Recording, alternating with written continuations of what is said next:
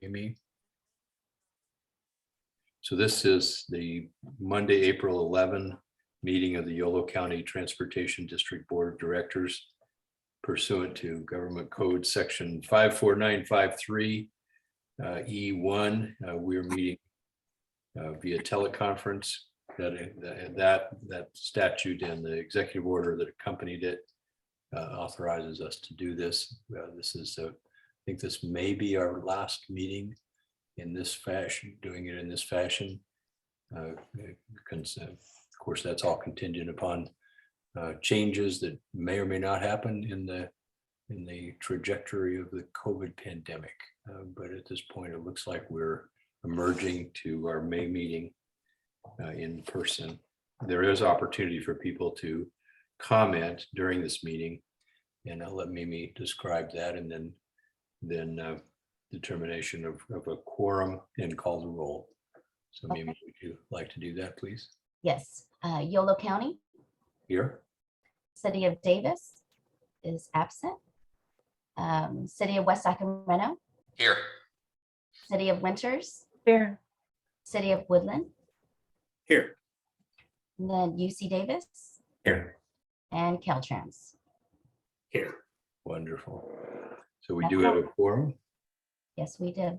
And that brings us to item 2, which is public comments on matters regarding matters on the consent agenda, which includes our approval of the agenda itself, as well as items that are not on the agenda but within the purview of this agency.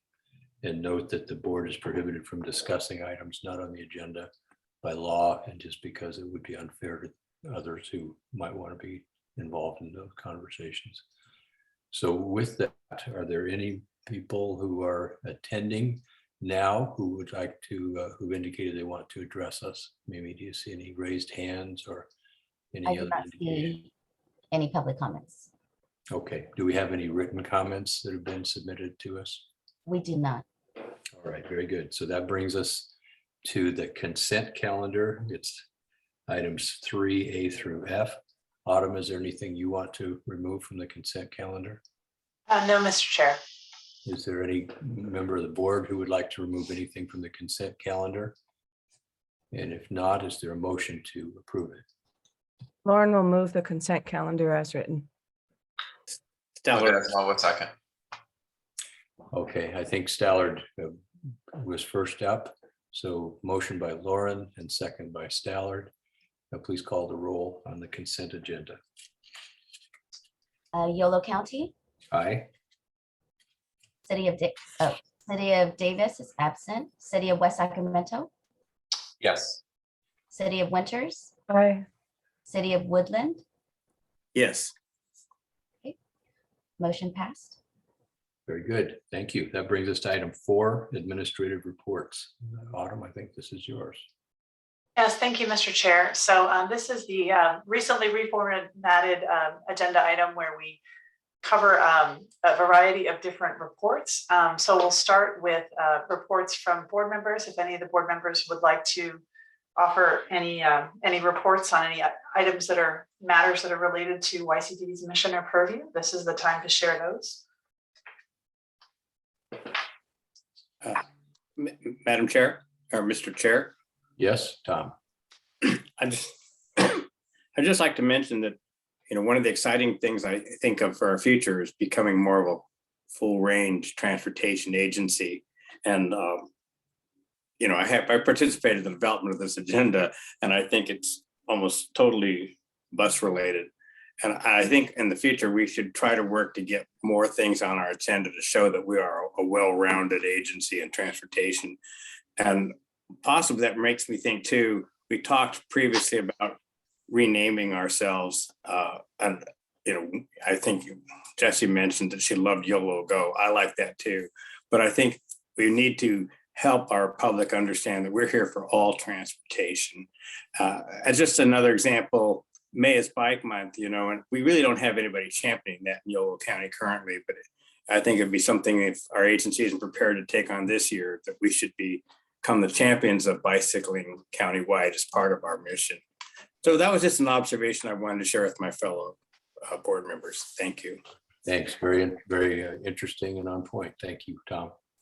Any other board reports? And Autumn heard the comment. I'm sure we'll be considering how to bring those items forward. All right, so no further board member reports. There is this next item is ad hoc committee on AD managed lane report. There's a board report. Is there anything to report out, Autumn, on that topic? Yeah, I believe Director Dulcich is going to give that report. Very good. That's great. And I can definitely jump in. We have, as the ad hoc committee, had two really productive meetings recently with Caltrans. The first was to preview the idea of an MOU. The managed lanes project is so complex and has so many upcoming decision points that we really feel like pursuing that memorandum of understanding between YCTD and Caltrans. We lost you there. Step. There you go. If I'm still. I can hear you, Matt. Okay, that's great. Yeah, so pursuing that MOU, and we've had an opportunity with Caltrans to discuss the concept, to discuss some of the items that will be covered in the MOU, and an upcoming step is to share with Caltrans a draft of that MOU. So that was one of the items that happened in a prior meeting with Caltrans. And in our second meeting with Caltrans, we had a great opportunity to discuss with them the approach for the environmental review for the CEQA EIR, and really trying to work on some of the ideas of integrating the sustainability features of the project, the equity features of the project, and wrapping those ideas into the overall strategy and public review period for that draft environmental impact report. So we made some progress, but I think we still want to work with Caltrans on those two particular points and pushing those into the environmental impact report. And I'm sure in our next meeting, we'll have another update for the full board on our progress for both the MOU and for the environmental review. So that's the short summary, but we could definitely answer any questions that anyone might have. Very good. Very thorough report. Thank you, Matt. Are there any questions from board members? Okay, very good. So we can move on to the TransDev report. And moving on doesn't mean that we're not paying attention to this topic, and it is such a significant challenge and opportunity for our region to address. So it's wonderful work that we have the opportunity to pursue. Okay, TransDev. Yes, good evening. Thank you, Mr. Chair, members of the board. Actually, we're still going very positive. We are showing about a 35.8% increase in quarter one for 2022 versus 2021. So that's a pretty nice increase. I would say that for the first time since I've come in October of 20, we actually have the number of operators per bids that are currently out. We're going forward on getting numbers we needed for the expansions and all the other services to be coming back. It's all in projection right now. We have 10 trainees that are either behind the wheel or their last week of class. So it's going really well. Excellent. Any questions for TransDev?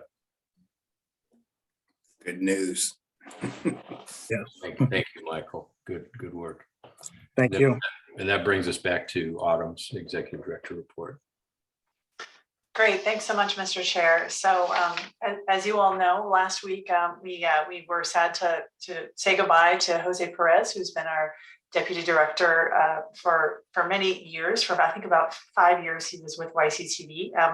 We're very sad to lose him and excited for him as he transitions to a new opportunity in his hometown of San Diego as the General Manager at Triton Transit, which is the UC San Diego bus operator. We are making plans and discussions about how to replace Jose.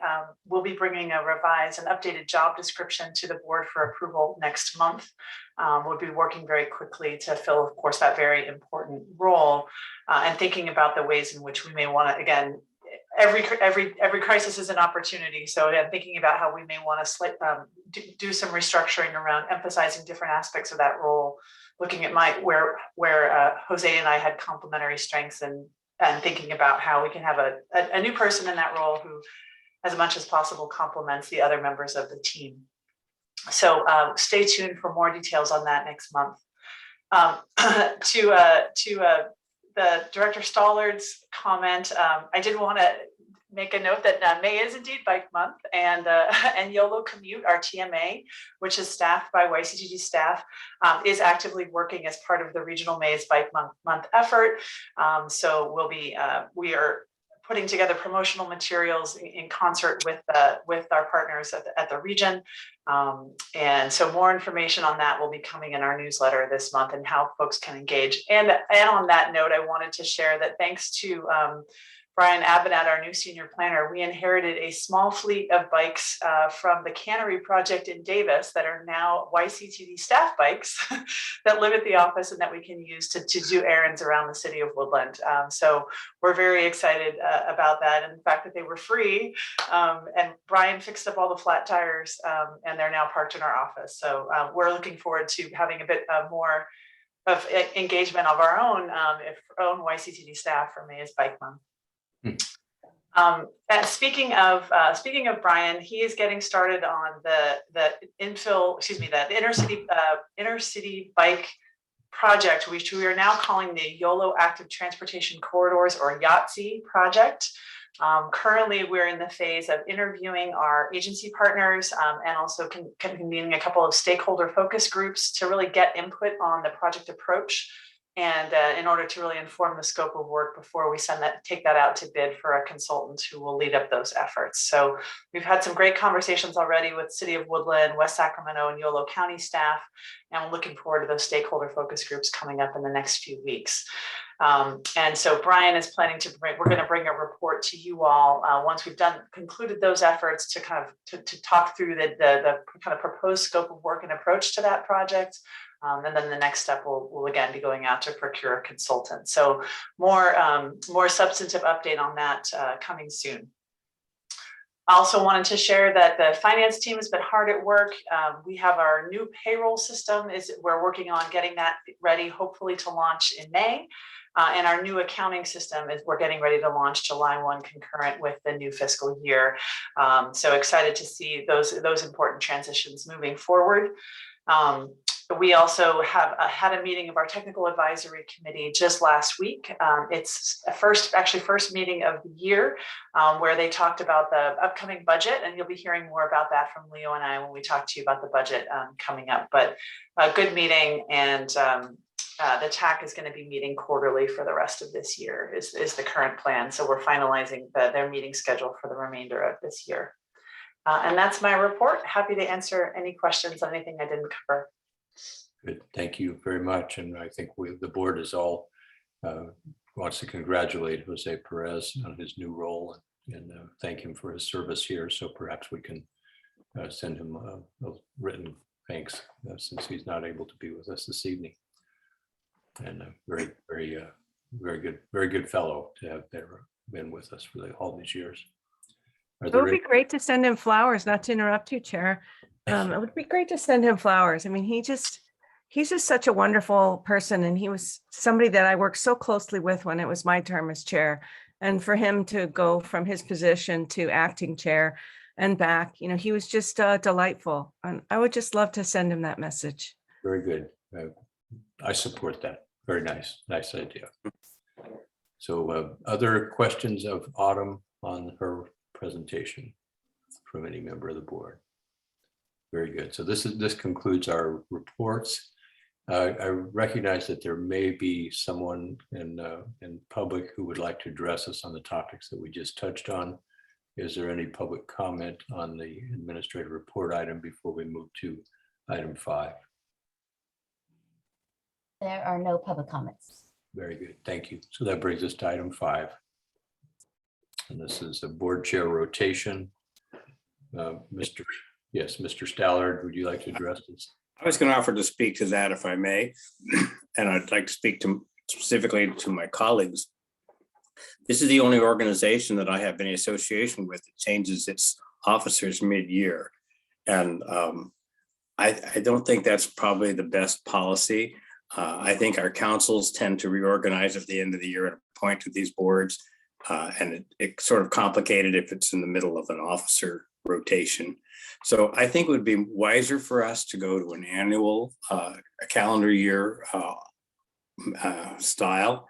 And if that was comfortable to my colleagues, I would propose that Chair Saylor continue throughout the remainder of 2022, and that the rotation then commence in January 1 with the new chair. That's my thought. I've consulted with staff. There's no known problems that prevent us from doing this. So it's strictly our call. So that's my point of view. I'd be happy to hear what my colleagues think. Thank you, Don.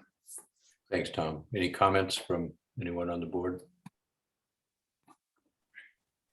I'll just make a couple of comments. I'm trying to recall who served this been the longest here. Don, have you? Did we switch it? Was it annual before? I mean, before, and did we switch it? I'm trying to recall. I think I am the longest serving member at this point. Yeah. Maybe Lucas might have preceded. Yeah, I think Lucas and I came around, and then you and I came around the same time, I want to say. But I'm trying to recall if there's a reason why it switches at this point. I don't think there is. Maybe we tried to tie it to the fiscal year or something. But yeah, I think that's in essence what it was. But obviously, yeah, I don't have an issue at all with sort of the rationale of it, because this, again, it kind of ties in with the way most of our councils and whatever you serve on. But Don, what is that? The board serve, whatever. I think it's annual in there too, right? yeah. So no, I see the logic in it. I just want to make sure that I know we're missing a board member tonight from Davis, and want to make sure that there's no other issue from them. But I'm not sure if Lucas is planning to show up later tonight, or. I don't think so. Okay. Well. Okay. All right, Jesse. The City of Winters changed its elections, so now we're in with the big election, not the primary. So it makes sense for that election sequence to have it be annual. Yeah. We were, our election was in March, so we would be seating that person in the middle of the year when this change would happen. So it makes more sense to have it become annual. And I thought it's very thoughtful of Director Stoller to bring it up. Thank you, Jesse. If that's the case, is a motion in order, Mr. Chair? It can be. I think Chris's comments. I was just checking to see if Lucas was going to show and make sure he had the city of Davis had a say in it. But if he's not going to be here, I would have said postpone it. If he was going to be here, I'd say postpone it till when he shows up. But no, he's not coming tonight. He's got another commitment. Okay, Tom has made a motion. Is there a second? Lauren will second. All right. Is there any further comments? And let's go ahead and count the roll. Yolo County, Yes. City of Davis, absent. City of West Sacramento, yes. City of Winters, Aye. and City of Woodland. Aye. Okay, the motion passed. Thanks for your thoughtful attention to that topic, Tom. And brings us to.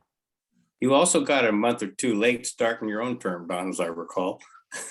I can't remember. We were talking the executive director issues, remember? Oh, But most people would be looking to end their term early, but Don wants to extend. Hey. live to serve, Chris. Yeah, something like that. Move to item 6, the budget development. Okay, well, I'll go ahead and start, and this is going to be a tag team with Leo and myself. I want to mention, by the way, I want to congratulate Leo and welcome him on board. One of the items on the consent calendar was to bring him on as our interim CFO for 2 years. So he'll be transitioning out of his role as consultant and into that role. So congratulations and welcome, Leo. Happy to have you on the team. So happy, I can't even tell you.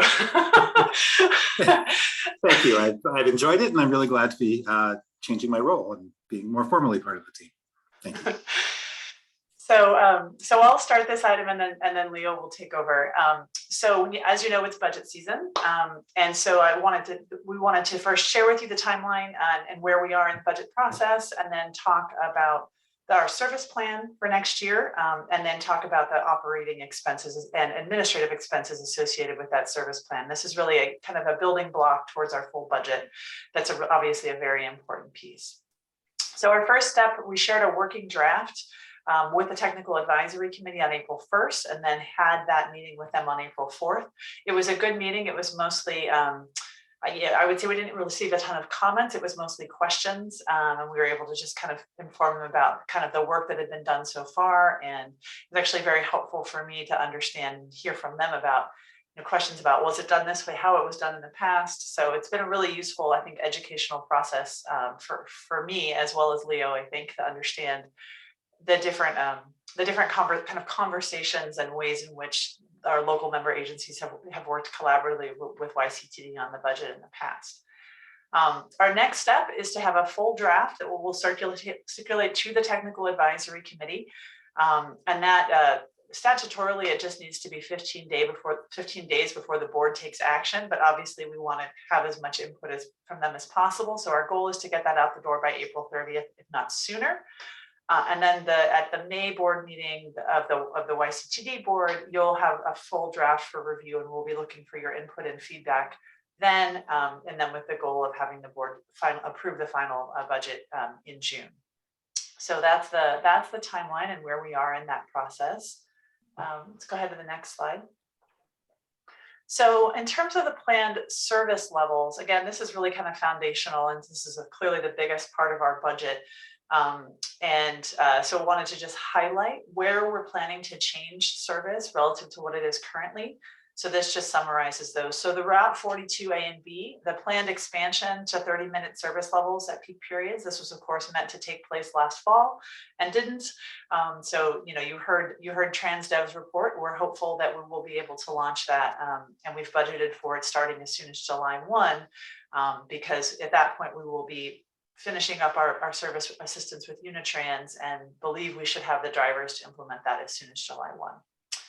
Then we're also looking at resuming weekday evening service in West Sacramento on the routes 40 and 41. So this is really just adding back one trip at the end of the day in the evening service. Currently that service terminates around 5:30, but we know that, or we believe that there is demand to resume that service a bit later.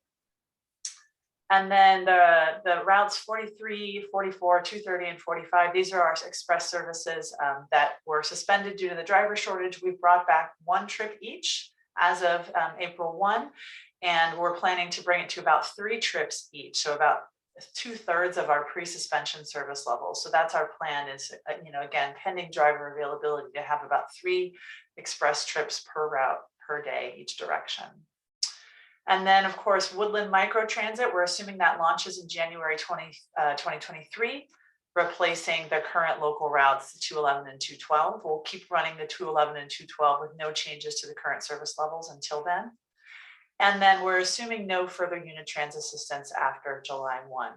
So all the rest of our service will remain the same. These are the only changes that we are proposing for the next fiscal year.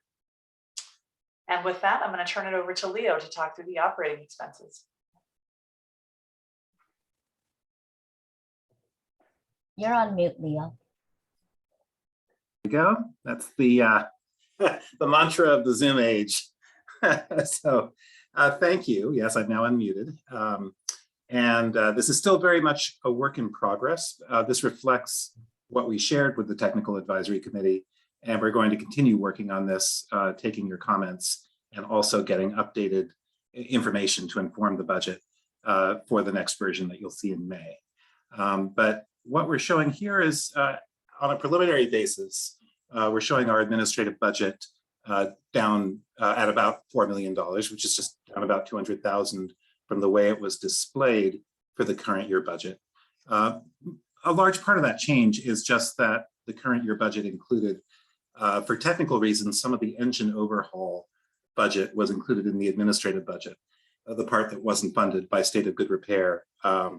And we're taking that out, and all of the maintenance is going in the appropriate operational budgets is what we plan for next year. So within the fixed route and paratransit and microtransit.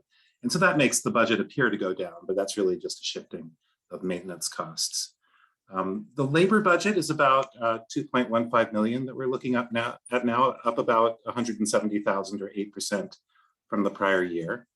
It includes a 4% COLA, or the assumptions include a 4% COLA, which is what's provided for according to the formula in the personnel policy that was just approved in December of 2021. It's based on the cost of living increase published for California.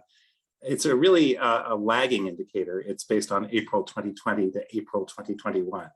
And so if this is done year over year, the idea is that at least over time, the salaries keep up with inflation, but only on a lagging basis. And this also includes the best estimate of benefit costs that we can make at this point. We don't know how the health costs will change in January, but it includes an estimate for some increase in there. And these assumptions are still being refined, and they'll be updated at the May meeting. The fixed route budget is shown at 10.3 million, up about 650,000. And the contracted transportation, which of course is the largest part of that budget, reflects a 200,000 increase from 21-22. It reflects the driver wage increase and the annual escalator in the contract. The $1 million fuel budget is actually a little lower than last year just because of the contingencies that were built in last year. This does assume the current rate of cost, and it allows for price escalation. We really don't know what the full next year will bring, but this allows some room for price escalation. And there's a new thing in the fixed route budget, which we may actually change the way we display this in the next iteration. But we wanted to show the professional services needs for the essential planning efforts that I think you've heard before are really needed, have to take place over the next year. And these include, for the short range transit plan, the 10-year capital improvement plan, and the zero emission fleet transition plan. We don't have a specific contract yet for these services or a specific price. Much of this is a sizable share, about 80% of the cost, I believe, is supportable with federal funds. And I think in the next iteration of the budget, we may actually show this as part of not a combined project budget, capital/project budget, rather than showing it as part of the operational budget. But still, we want to reflect this need in the next year. So the next slide, please. Yeah, paratransit is fairly flat, down just 160,000 from the current year budget. One thing to point out is that in the current year budget, the paratransit and microtransit were displayed together as the demand responsive budget. At different times, we need to show these differently to the state and the feds in our different reports. Both paratransit and microtransit are demand responsive, but they have different clientele, of course. So sometimes microtransit, which is available to the general population, may be combined with our fixed route to reflect all of our general services versus the paratransit specialized services. So to assist whenever we have to show our budget in different ways, we thought it was important to actually break these out into separate sort of programmatic categories. So the paratransit is really based on current spending rates with modest cost escalators. The microtransit budget assumes the start of the Woodland effort in January, and is as shown here, similar to the assumptions that we had last year. There's a new budget that's shown here, reflects the previous comments about being more than just a public transit district, is the multimodal budget. And this shows in the current iteration, this is still very much under development, but it shows 1.6 million of projects that are being considered in this area, including the sizable $850,000 project funded with the RAISE grant. This also, we may change the display in the next version of the budget so that it's not really exactly part of the operating budget. I think it may more clearly be reflected in a capital/multi-year budget, so that if you approve the funds for this, they may actually be spent over more than the course of just the next 12 months. And we'd like to reflect that by showing it separately. So The next steps, the April 30th full draft budget will include some updated expenditure assumptions. We have new figures about insurance costs for next year and other assumptions that we're continuing to update. Will include much more information on the revenue sources as to how exactly the funding for this budget is split between the federal, the state STA and LTF funds and other funding sources. And we will also be displaying the capital and multi-year budget. We should be ready to start to have that together very soon, and our intent is for April 30th. And happy to answer any questions. And Mr. Chair, just one quick, I wanted to note just one quick correction on page 32 of your packet, attachment 1 that provides some detail on the service levels. We've realized that there's an error. One of the formulas is not populating correctly. So the proposed hours and miles for 2023, we believe those are incorrect. So we caught that unfortunately after the packet had gone out. So I just wanted to note that the numbers in that table are incorrect. Okay. Well, very good. I really appreciate, and I think the board, if we think back about earlier years when we've had our budget process, we didn't have these building blocks so clearly and set out for us as a part of the iterative building of the budget. And so this is I really appreciate this. And I also appreciate that you had the opportunity to talk with the technical advisory committee in advance of our conversation here. So you've got their insight and their beginning of consideration of the implications for the member jurisdictions as well. And I think the idea of building the service models and then using that to drive the budget development, very strong package. With that, board members, are there questions that you'd like to ask? And I'll ask if there are public comments after clarifying questions. Any questions that you need to get a response to at this point? I think if I may, Mr. Chair, I'll go ahead and go. Thank you, Chris. Thank you. Thank you, Don. So yeah, I agree, Don. I think that I'm sorry, Mr. Chair. I agree with starting the conversation by articulating on the expense side, at least, the kind of building blocks of service that you're assuming going into this.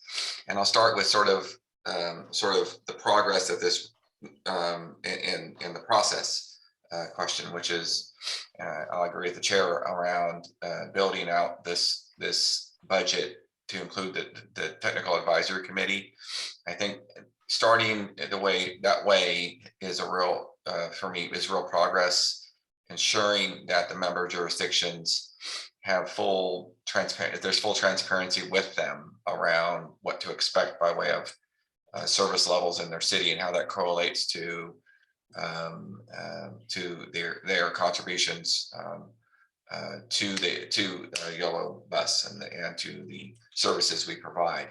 So I just want to say and encourage and over communicate, over share if that's possible.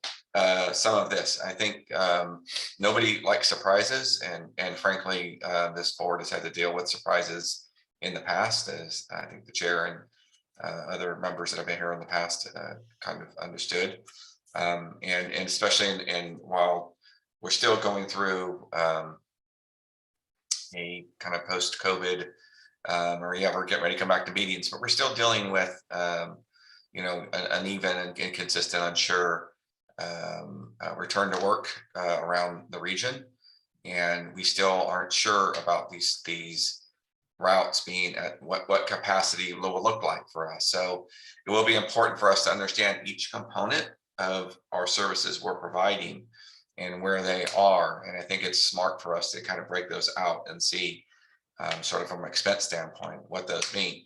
I think that you answered my question on the first in your statement, Mr. Levinson, around I'm kind of wondering where the revenue side comes in, and having a budget where you only see the expense side tells us half the story, and then being able to understand where the revenue kicks in to support these is going to be really important. So I know you're still working through that, and I just want to flag it as something because I think that's where for us and the member jurisdictions and our frankly, our home agencies will be asking is, what's the ask? Is there an ask? And so that will be an important part, and how the monies, we're all paying into a service, and to Mr. Stella's point, into a much more higher functioning, or at least we hope it to be a higher functioning district with lots of services.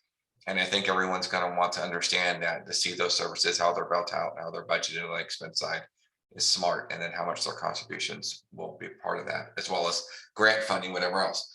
I also want to flag to a degree for and I talked to Autumn about this a bit on Friday, and remind the board that in the past, couple of years, we've seen some extraordinary budgeting issues come our way. First of all, starting even prior to the pandemic, we were dealing with budgeting issues having to do with decline in ridership. And then certainly COVID brought in a change, precipitous drop in funding and ridership. And we agreed upon a budget that was predicated, and maybe Mr. Levinson or Autumn have a statement about it, but we agreed to use some of the CARES Act money that was provided for this agency. And I think the prior executive director sort of budgeted that for a longer term range to last us about 3 years, to sort of fill the gaps, the operational gaps, to subsidize the district for 3 years. And I believe this will basically complete year, the first full year, I think it is, maybe a year and a half of the funding that is provided. And so while we're building out this budget, it will be important. I think one of the goals we had out there was to have a sort of a 3 to 5 year budget view projection of what it looks like. So I don't want to lose that thought, because I think there's, again, believing in the budget, that's no surprises, that there's full transparency to see how much of the revenue is coming in, is exhausting the funding we got from the federal government, where that's being supplemented, where that's supplementing, and making sure there's policy decisions in there about what it's funding is going to be really important. And to also see above, or maybe to, or just beyond the horizon line of when that money ends, and start to think about it. I think it was one of the things at least we flagged. I think I flagged it last year at this time, was we will need to understand what the plan is for when the funding starts to dry out, or from the federal government. Again, it was a substantial amount. Someone's going to remind me, I want to say 11 million that we received. So again, those are kind of the high level thoughts that are on my mind around this. And again, I don't want those comments to be taken as criticisms of where we are. Just certainly they're foundational, at least for me, in terms of, again, this has to be one of our values, is having a sustainable entity and budget. And I know, and again, some of the extraordinary budgeting things we've done, we agreed, and I agreed to increasing wages, but that has long-term effects. And we just need to make sure when we're getting our budget built for this year, we need to keep immediately pivot to long-term sustainability. But I do like the start this has. I do appreciate the work that you're starting to lay out. And I just want to make sure we have markers on those longer term plans. So that's all I have, Mr. Chair. Very good. That's do you, either Autumn or Leo, do you want to make any response to Chris's points? I would love to chime in quickly, and it looks like Leo would as well. But I'll start. I'll take the prerogative and start. And just on the long-term funding side, and also thinking about our CARES Act as well as our carry forward budget. So there's a couple of things that you're going to see in the full draft budget. We do continue to have CARES Act funding that we're eligible to apply for. It's not all in the bank, but it's out there and we can apply for it. We also have some restricted reserves. So this is money that grants that have come in, and money that's set aside for particular projects that have not been spent yet. As well, we have an unrestricted assets. These are funds that are sitting in our bank account that don't have any specific obligations identified associated with them. In our conversations with the TAC, we've heard from various members, oh, well, Terry told us he was saving up this money for this or for this thing. And so there is a long list of capital projects, planning needs, other, bus purchases, things of that nature that is not well documented currently. We don't have a capital improvement plan. Whatever capital improvement plan we had was kind of, I think, in Terry's head. And so that's why you'll see one of the things that I've identified that we need to do as soon as possible is a capital improvement plan that articulates what those priorities are in terms of kind of one-time improvements, and then understand how the CARES Act funding and some of the carry forward funding that we have, the unrestricted cash, can be used to fill those, so that we really have a sense of, how do we make sure that we really are taking the advantage of the opportunity that we have right now with the CARES funding and some of the carry forward to make sure we're putting that to the highest and best use.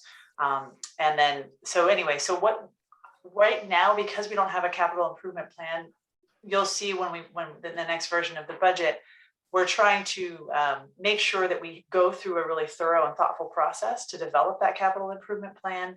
But we don't have all the answers right now with regard to that multi-year budget, again, in part because we're still sort of sifting through the pieces and understanding all of the different obligations that, and commitments we had made to various member jurisdictions around different pieces, and wanting to make sure we have the full picture of that before we commit any of those funds. Okay. Very good. Other questions or comments from any member of the board before we turn to public comment? I just wanted to make a comment about microtransit. And I want to preface it by, I think I have to try to be in Terry's head on this for just a second. And when I think about microtransit and the paratransit being lumped together, I think it comes from an idea that there's bus transportation and other, and those two things are kind of lumped together as other. And maybe that is a very early iteration of the concepts of microtransit. But where we have grown and where we are growing into is having that whole intercity system in Woodland, which is very different from the microtransit in Winters and Knights Landing, where we're an isolated community that has to get, we have to get people within the community to other communities. And I think that there will be budget changes as far as like maybe the way the drivers will be paid in the system in Woodland versus and I'm not sure about that. We haven't had that conversation, and then the drivers that are driving the buses, your ride in Winters to and from Winters to Davis to Woodland and what have you, and Vacaville. But I think that it would behoove us to have a concept of how to look at the data in a value set, because if we're just looking at how much it costs for a driver and how much it costs per trip, that's not really the value of microtransit. So I'm hoping that as we look at it, the iterations of microtransit that we're growing into and the population that it serves, that we have a way to look at that data differently than we used to as just the category of other. Thank you. Thank you, Jesse. Interesting thought. That I'll share some related stories with you later. Okay, anything else? Okay, very good. Are there any members of the public who would like to address us on this topic? Looks like we have one person. We have Mr. Ferrillo who would like to make a public comment. Okay, and Mr. Ferrillo, I think 3 minutes would be our time frame, if that works for you. Thank you. Can you hear me? Yes, we can, Andy. Welcome. Thank you. So I'm Andy Ferrillo. I'm a member of the Citizens Advisory Committee, and I know I figure we'll be discussing this budget at our meeting next month, but wanted to weigh in, but wanted to get ahead of a couple of things and weigh in a little bit today. So, and first of all, I'm of course thrilled to see that. I'm thrilled to see that things are looking good on finally getting that 42 service increase into effect, as well as the increasing the span in West Sacramento sounds great as well. However, I am a little bit more concerned about the plan for Woodland, and specifically eliminating the two existing fixed routes once, the two existing local fixed routes once microtransit comes into effect. I know this is different. This is different than what was proposed in the Yolo Go plan that kind of streamlines the existing local fixed routes and in addition to adding the microtransit. And I was thinking about this because I was up in Woodland just this last weekend, and I rode the 212. And I mean, there are people riding those buses, and there are people using those buses to be able to carry out basic life needs, like going to the grocery and whatnot. And especially after, I mean, we've had such a topsy-turvy 2 years with the pandemic, and just with all the different changes to transit service, and the hope of having the 42 increase happen last year, then having that pulled out from under us with the driver shortage. But after all of this, just as we're kind of coming out of the pandemic, to take away that fixed route service from people would be quite harsh in my view. And also, and it's something that, I mean, not just people in Woodland, people from all over the county. I mean, those services are vital to getting people to play to different county services, and the shopping in the shopping centers, like with Costco and whatnot, Best Buy for like workers and shoppers, as well as, I mean, community college, the high schools, so many places that, where bus service is an important means of getting people to and from there. And in addition to that, I'm concerned that taking out those fixed routes would really prevent microtransit from succeeding. I mean, I think we've seen in Sacramento and in West Sac, like how microtransit can really effectively complement a fixed route system, but the evidence that it can actually replace a fixed route system, I think, is much more scant. And I feel like, just in terms of making sure we have enough, in terms of the agency's priorities, I feel like, I know, like, there was much less certain demand for like the 9 to 5 for the express service that's set up more around the 9 to 5 commute. I know that's something like traditionally before the pandemic was an important aspect of YCTD's service. But going forward, I mean, I think we've seen during the pandemic just the importance of meeting these essential community needs, like the local fixed route services in Woodland do. So I'd appreciate if you could consider sustaining those. Yeah, if you could. Thank you. The timer has erupted. Sorry about that. I think were you wrapping up, Andy? I think you were. Oh yes, yeah. I just had I was just going to ask you to consider sustaining those services and doing a more limited return of the express services instead, and really appreciate the chance to comment tonight. Thank you. Thank you. Good to have you here, and you'll have a chance, of course, to talk with the CAC as well. All right. Very good. Any other members of the public want to address us? There are no public further comments from the public. Very good. Thank you. And so this one does not take action. This was a sort of a preview and a revelation of the building blocks that Autumn and Leo and the team are working through. So I think you have what you need from us, Autumn, on this topic. Yeah, I appreciate the comments. Thank you. Very good. Thank you. So that brings us to item 7, which is again, Autumn, prioritizing community service requests. Yeah, so for this item, this is something that we have in our contract with TransDev. It's a community relations program, which includes a number of elements that allow us to provide services for community events, as well as special services to move people around where on a free basis. And our contract says that TransDev will provide 150 hours and up to 3,000 miles of vehicle use time each year at no additional expense. So this is something that's built into our contract. We are paying for it. And anecdotally, the community service program we've understood has not been fully utilized even before COVID. And obviously there's been not a lot of community service happening over the last few years. We are now starting to get requests for various community service events and want to accommodate them. Anecdotally, we've been told that there were certain kinds of requests we could and could not accommodate. We weren't actually able to find a policy that documented this. So we wanted to come back to the board with a set of kind of evaluation factors or criteria that we think makes sense, and make sure that we're getting direction from you, so that we're able to most both flexibly but also responsibly respond to service requests. So in your packet, we've put together a list of evaluation factors first for charter events, charter or special service requests, as well as for just participation in community events like parades and festivals, that sort of thing. I think really it's the charter and special service requests are the ones that are, potentially the most kind of time and budget consuming.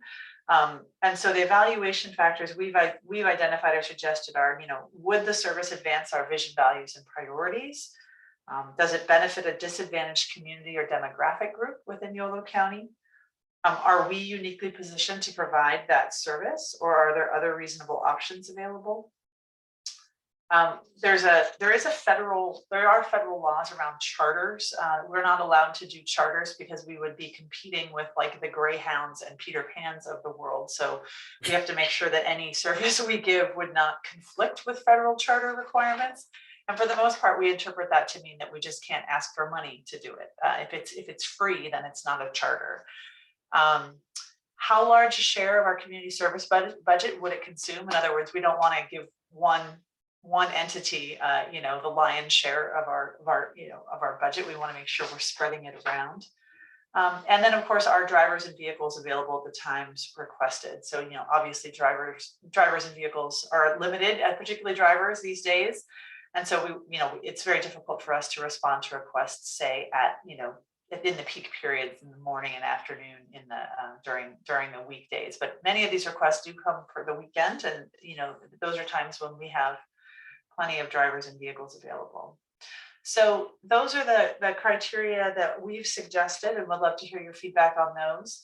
And then for community events, parades, festivals, et cetera, again, I think these requests are a little bit easier. Generally speaking, they're just looking for us to table, and either our interns or staff can usually participate in those. But occasionally they do want to have a vehicle there. For example, we've been asked to bring a vehicle to an event later this month, where they want to show people how to give a demo for people to load their bikes onto the bike racks on the front of our buses. And so we are going to be bringing a vehicle to that and having a driver there stationed there who's able to show people how to get their bikes on and off the bus. So occasionally we do have one of these events where they actually does require us to move a vehicle. But so again, the criteria we're looking at there, does it advance our vision, values, and priorities? Does it offer opportunities to attract new transit riders or support the needs of existing transit riders? Does it coincide with opportunities to solicit community input on upcoming projects, plans, or programs? If we're tabling, it's a great opportunity to hear from the public about our priorities. And does the event support our member jurisdictions in advancing their transportation or community priorities? So I'll stop there and would love to hear any kind of thoughts that you may have on utilization and how we respond to these requests.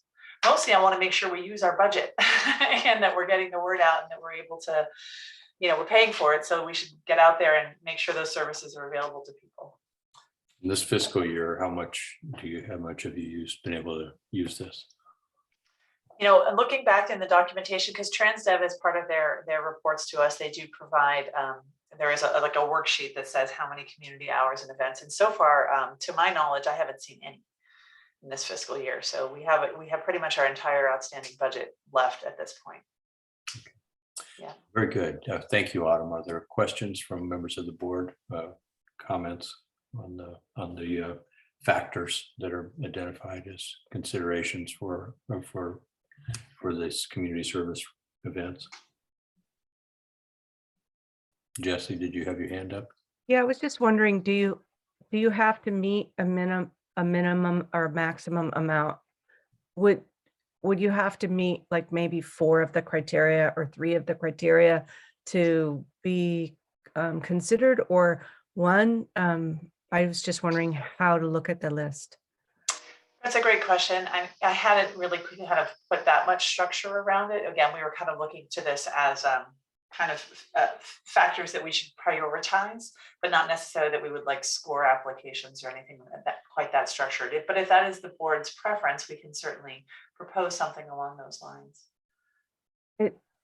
Not knowing about this in the past, had I known, I think I would have suggested in winters when they have bike rodeo and they teach the, kids how to do the bikes, there would be a bus there for them to also learn how to load a bike, just knowing this, I think, is beneficial to my city. So thank you for adding this to the agenda. And I don't know that I would need to have 3 of the boxes checked or 4. I think that might be too formal, too fast. Yeah. Good points.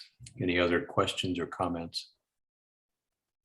Just a real quick one. Yeah, thanks for Autumn for bringing this to the board. I think this is one of those things that a service that is here that we need to make available to the communities we serve. So I'd agree with my colleague, board member Lauren, about sort of, I'm not going to be as prescriptive and say there should be a box check, but I would say that there should be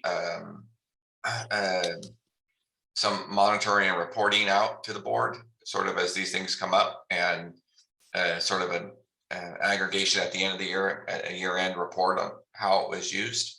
And I think that the benefit there, or I think it's just to make sure we are using it and where it got used, so we can help monitor that and find the right opportunities. So that's all. Great suggestion. Yeah.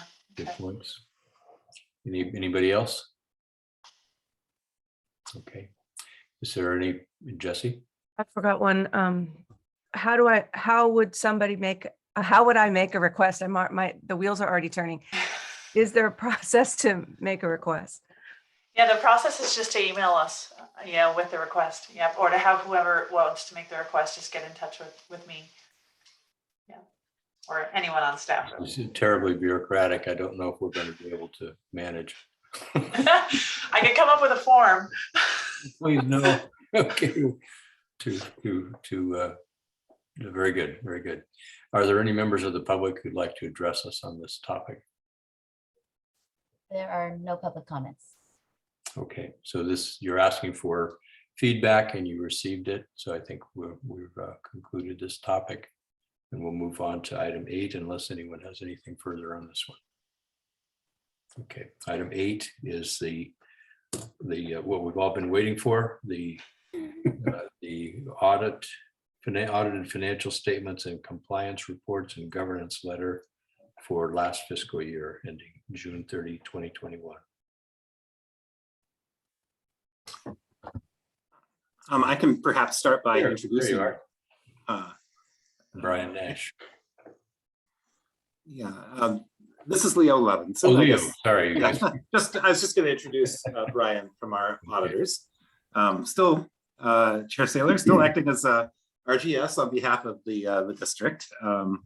But I'm very pleased that we have the auditors here to present our audited financial statements. Mm-hmm. And the staff report mentioned just a couple of highlights, which I'll mention before turning it over to Brian, just to try and point out what are the numbers that are most interesting in these reports. We're really grateful to have the work of these auditors to make sure that we can present our financial condition clearly and have an independent view to make sure that we're doing it accurately. And what this showed, if you look at the sort of total net position of the district, it showed that it decreased by $1.5 million. This is as of June 30th, 2021, which is the end of the year that we're reporting on. But really most of that decrease is due to depreciation of our existing equipment because we didn't buy a bunch of new buses in this particular year. And so all of our existing equipment was depreciating during that year.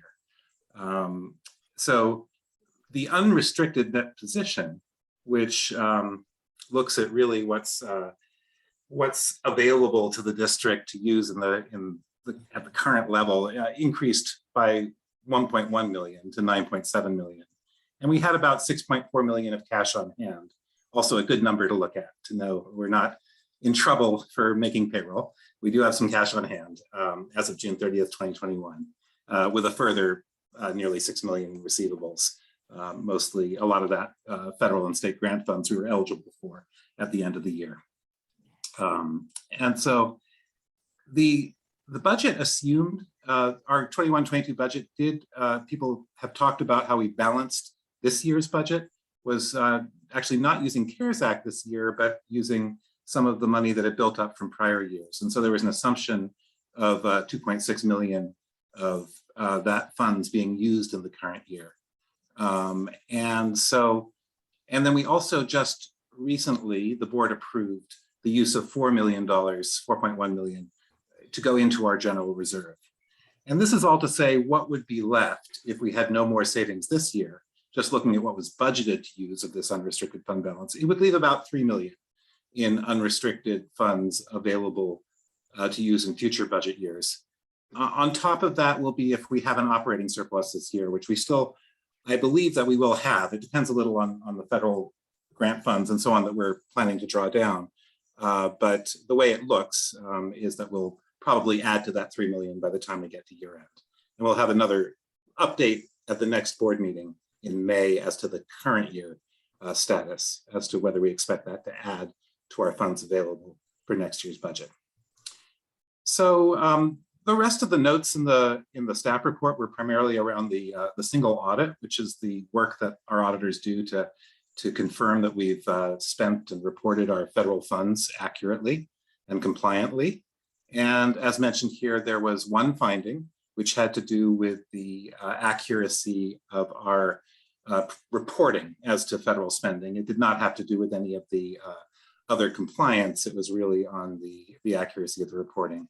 And we have concurred with the auditor's recommendations related to this and are taking steps to respond to it so that it does not get repeated in the next year. And with that, I'd like to turn it over to Brian Nash from our auditors to add his remarks. Thank you, Leo. And I just wanted to start by saying I was happy to hear that Leo will be staying on for 2 more years. He really did a lot of digging into numbers and comparing different reports, the audited financial statements with the other federal filing, the FTA report and the state controller's report, the other regulatory filings. Excuse me. And we addressed many inconsistencies, things that questions that came up. So he really did dig in and he learned a lot. He's really passed that learning curve that does come up when you come to someplace new. There were many good positive things that came about due to him digging into the numbers. So I was very pleased to hear he's going to stay on for another 2 years. I think that's going to be very beneficial. Just to kind of give you some of the things that we worked with this year. The audit, when you hear that management has changed over just before the audit begins, the worst case scenario could be a very, very bad audit, but it really wasn't. We had very few adjustments, a couple of reclassifications, some things that were just due to digging into numbers and trying to understand them. We also helped review and provide feedback on policies and procedures this year. So we spent a little more time on that. We did disclose the micro transit services. That's a positive result, I think, of Leo digging into the numbers and the financial statements. I think that's a positive thing. There's a few other things, moving numbers around, reconciling between the 2 reports, the different reports that are filed. So I think it's a really good thing that he's staying on and he's passed that learning curve and is really going to be able to understand and be able to handle going forward much easier for himself. I mean, he spent a lot of time digging into everything. I just wanted to put a kind of a thought on the unrestricted net position. That's really the number that I look at. That's the number that's spendable net position. It went from about 7.5 months of operating expenses. That's your total operating expenses less depreciation in 2020 to about 9 months in 2021. So, at the beginning of 2021, if somebody would have said that's where we're going to be, I think everybody wouldn't have believed it. So very good result. There's a lot of agencies out there that have a hard time coming up with 6 months of reserves. And it's very important for transit agencies to have a little bit of net position because it takes a long time to collect those grants that are available, that are a big part of their revenue source. So that was positive. The fair revenue ratio The district did meet its fair revenue ratio. There's a minimum ratio of 15%, and we ended up at 21.73%. That was down a little bit, which is understandable considering the fares went down, but it's still not too bad. That's quite a good cushion considering what happened during that past year. There are some changes. The AB 149, Assembly Bill 149, was passed in July of 2021. And there are some COVID-19 extensions of some of the exceptions that existed into some of the rules. So if there's a shortfall through 2023 now, fiscal year 2023, there's no more penalty on the assessed on the fair revenue for being short. So the district hasn't been short, but now there's AB 149 says through 2023, there's nothing to worry about. There's also some changes that allow some other revenue sources to be included in the fair revenue ratio. Federal revenue, I'm not exactly sure what they mean. I need to dig into this a little bit more, but federal revenue is able to be included in the fair revenue ratio as local funds. It's been interesting. So we tried to explore that with Josh Pulverman at Caltrans, and we weren't able to get connected with him to be able to understand what that meant, but that's a positive things for the fair revenue ratio. So that, just to put my thought on the single audit issue, there's a schedule of expenditures of federal awards. It's the expenses that exist under the federal awards. That was the issue. That those numbers didn't agree to the revenue that was recognized in the financial statements. So it's really just kind of a reconciliation issue. Nothing too serious. There's no management letter this year. A management letter would be a letter of recommendations. We had one recommendation in the prior year related to the purchasing policy, referencing the new federal guidelines, but that's been taken care of from what I understand. So we removed that comment. So just really a good result for the audit, very positive results for the audit considering what could have happened with all the turnover. And that's really due to Leo and Autumn really making sure everything was done appropriately. So we definitely appreciated all the hard work. So thank you, Leo. With that, I'm happy to answer any questions related to the audit. Okay. Thank you both. Are there questions of our auditor and our financial director? I don't see any. This is to receive and file. Very much appreciate the presentation and especially the overall positive reading. Let's make sure if anybody in the public would like to address us, they have that opportunity. Is there anybody who'd like to address us on the topic that we just heard? There are no public comments. All right. Thank you, everyone. I think we've concluded our agenda. Autumn, is there anything further for the good of the cause? No, Mr. Chair, thank you. All right. Thank you, everybody. Next time we'll be seeing each other in the same room. And we'll miss your virtual backgrounds and Tom's bookcase and Jesse's bus. Good to see you all next month. So we're hereby adjourn this. Do we have to come fully clothed? That's your own choice. I won't. We'll let you make your own judgment. You will be judged, of course, by it. Bye-bye. We're adjourned. Bye, everybody. Bye. See you soon. Bye.